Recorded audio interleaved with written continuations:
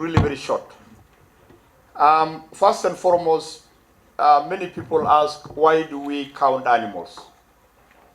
And I think we have seen in the play here that they are wondering, why are we counting our wildlife?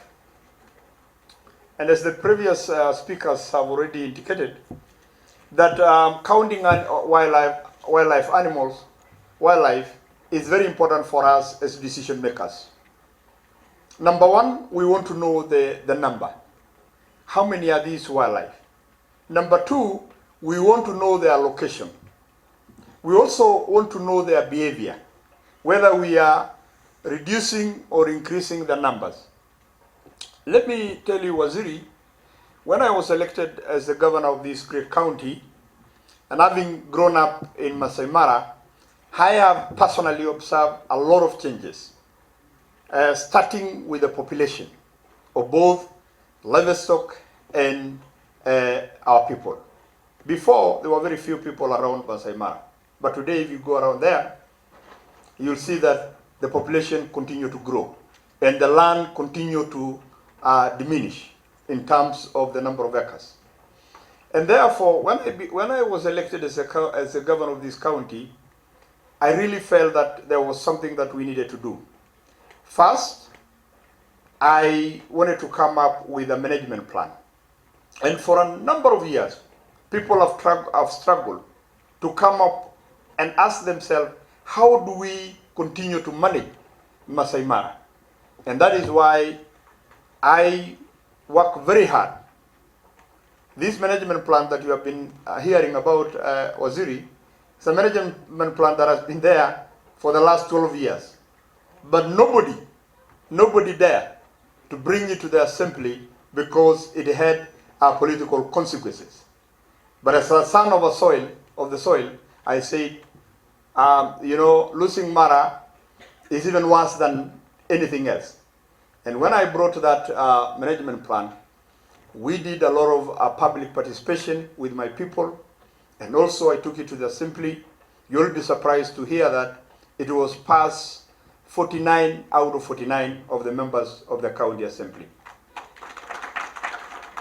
And that is the tool we are using right now. And not just Masai Mara National Reserve, but also the greater Masai Mara. That is also with the conservancies. And I want to take this opportunity, really, Waziri, because this is very important, to really thank about 3 people or 4 people who have really worked tirelessly to make sure this management plan was passed. Let me just mention this, that as we continue to really learn about wildlife, the biggest people who have a problem is the communities.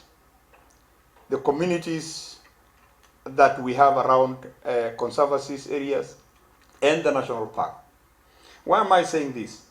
It comes with a cost to manage and be part and parcel of wildlife because of human-wildlife conflict.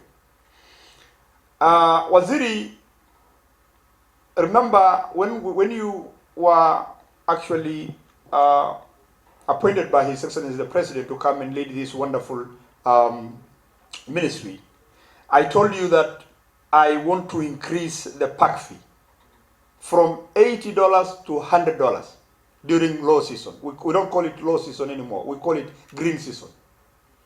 That's what my good friend Sophia keep on telling me, that we don't have a low season in Mara. We have a green season because that's when normally it rains a lot.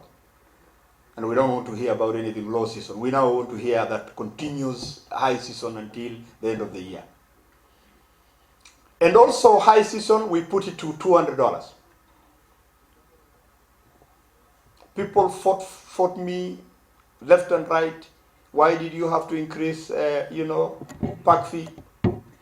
But I said, look, keeping this wildlife is a cost. You have just had people talking about good roads, game rangers who are looking after this wildlife. It comes with a cost. And I can assure you also, and we thank you very much for the compensation. We have been getting a lot of compensation for those of us, or for the communities that have been affected by wildlife. But we also thought as a county government, we needed to come up with a certain fee or a certain amount of money that we give to those who are affected by wildlife. We currently have a bill in our county assembly so that in addition with the amount that you are giving to those people who are affected, we also add something from the little money that we get from the park. Helen is right that we are studying very carefully on why nowadays the wild beast is staying a little bit shorter than we normally used to see for 3 or 4 months. We have our own, well, scientists have their own way of looking at it. Us as a community, we think we have answers than the scientists, and we know what we need to do. And we have already started doing that. With our management plan, we have started looking at how many camps can the National Reserve and the Greater Mara we can have at a certain time. We are reducing this building of camps and have what we call camps that we can move from here and there. When we see that wildlife are coming, the wild beasts are moving, we have these ecologies. Instead of building big lodges, we now have very small one, just for the high season and to a certain places, not just everywhere, but certain places. Also, some people sometimes don't like big numbers of livestock. Well, as a community, particularly the Maasais, we think wildlife can partner together with livestock. Right now, I can tell you when you go to the park, the grass are too tall such that no animal want to stay there because, of course, of lions and other things.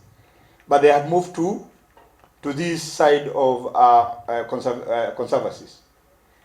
But also, we like when they go there because then it gives us the opportunity to also make sure that during drought season, they go to where the grass are. So it's a win-win situation. We are collecting around 4.5 billion shillings. You see, again, it's a matter of making sure that we do what is right.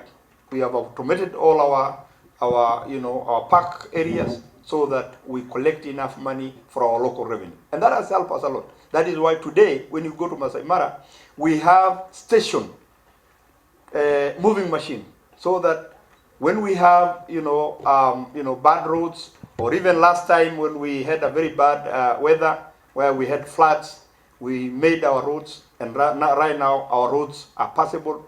At least they are maram.